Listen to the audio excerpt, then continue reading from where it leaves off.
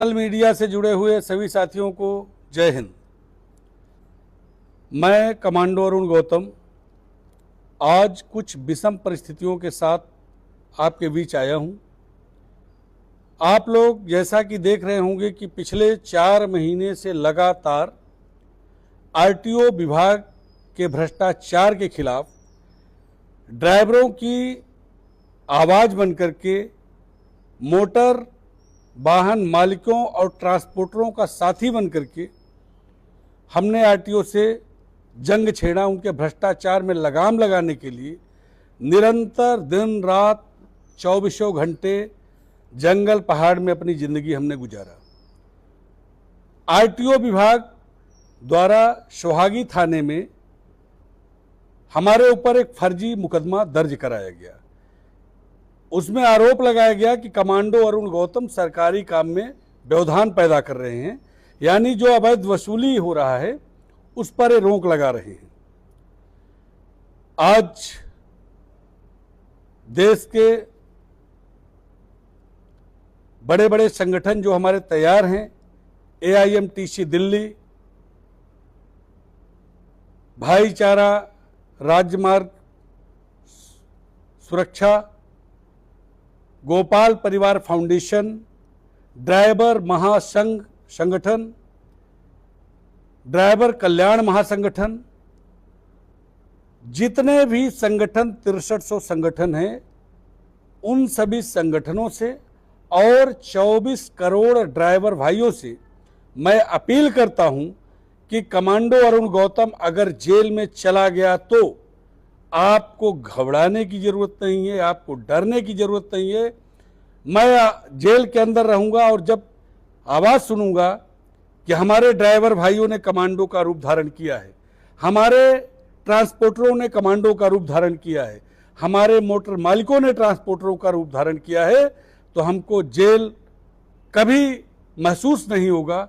मैं हंसते खेलते वहां पर अपना समय निकाल लूंगा। साथियों, मैंने बिजली विभाग के खिलाफ जब आंदोलन किया, संघर्ष किया, तो मेरे ऊपर रासुका लगाए, देशद्रोह का मुकदमा लगाए, और आज आपके सामने जनता के आशीर्वाद से मैं बैठा हूं और अब दोबारा फिर जेल जाने की तैयारी हो रही है।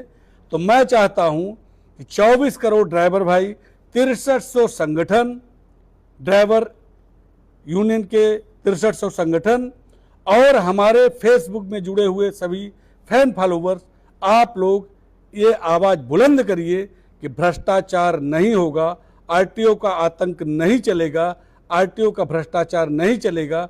उस पर मैं लगाम लगाऊंगा और पूरे मध्य प्रदेश में अवैध वसूली को बंद कराऊंगा।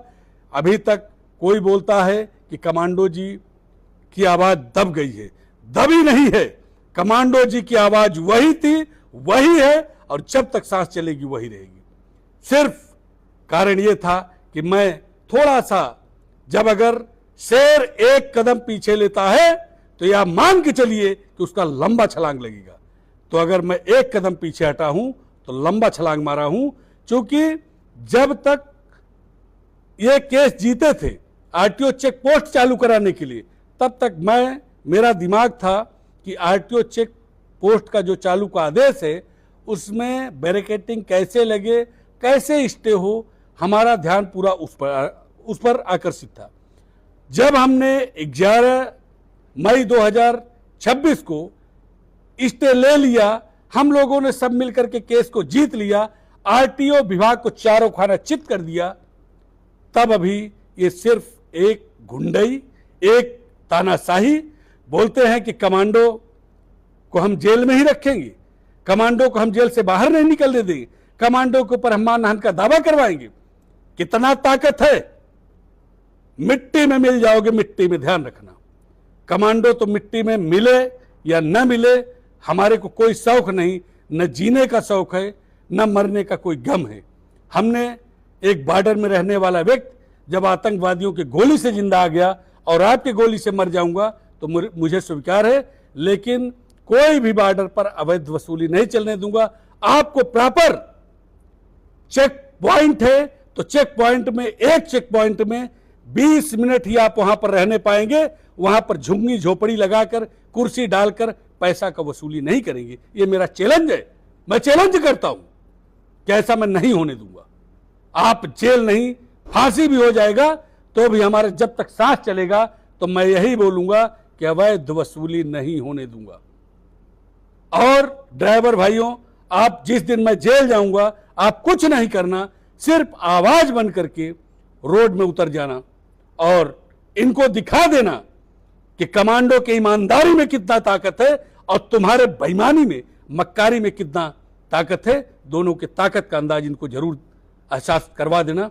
इन्हीं शब्दों के साथ जेल से बाहर आने के बाद ताबड़तोड़ आंदोलन होगा, ताबड़तोड़ चेक पोस्टों में बैठ करके धरना करूंगा। कितनी बार जेल भेजोगे? जब जेल से बाहर आऊंगा तब सरकार गिराने का काम करूंगा। अगर सरकार हमारी बात को इग्नोर किया तो 24 करोड़ ड्राइवर भाई की ताकत कमांडो के साथ है, 6300 संगठनों की ताकत कमांडो के साथ है। और AIMTC दिल्ली से भी मैं अपील करता हूं कि आप इस आवाज को 21, 22 और 23 मई को जरूर उठाना। अगर मैं जेल में रहता हूं तो भी उठाना, और जेल में अगर नहीं रहता तब तो आपके साथ मैं हूं। इन्हीं शब्दों के साथ एक बार फिर मैं बताना चाहता हूं कि सभी ड्राइवर भाई, सभी मोटर मालिक भाई, सभी ट्रांसपोर्टर भाई एकजुट होकर के मुट्ठी बनिए और इस भ्रष्ट विभाग को चलाने वाले, इस विभाग को भ्रष्टाचार का परत चढ़ाने वाले के ऊपर सख्त कार्रवाई हो। विभाग को बदनाम न करें, मध्य प्रदेश सरकार को बदनाम न करें, मध्य प्रदेश की धरती को बदनाम न करें। चूंकि हम RTO चेक पॉइंट पर अवैध वसूली नहीं चलने देंगे, नहीं चलने देंगे, नहीं चलने देंगे। इन्हीं शब्दों के साथ धन्यवाद। जय हिंद।